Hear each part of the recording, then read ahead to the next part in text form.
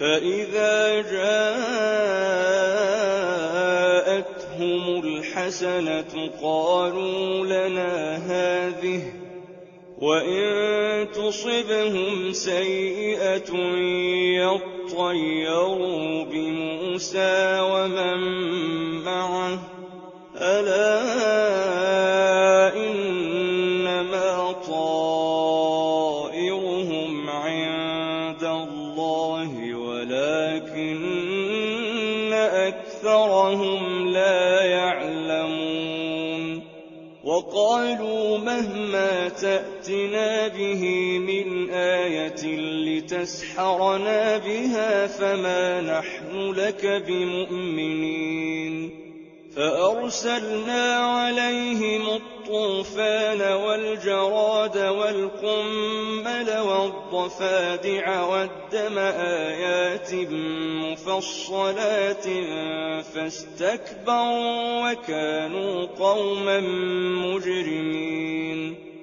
ولما وقع عليهم الرجز قالوا يا موسى ادع لنا ربك بما عهد عندك لئن كشفت عنا الرجز لنؤمنن لك ولنرسلن معك بني إسرائيل.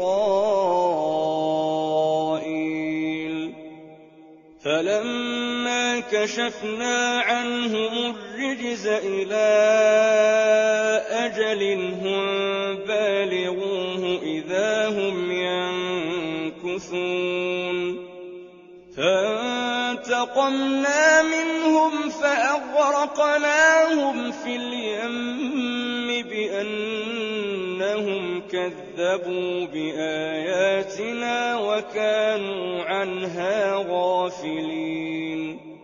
وأورثنا القوم الذين كانوا يستضعفون مشارق الأرض ومغاربها التي باركنا فيها، وتمت كلمة ربك الحسنى على بني إسرائيل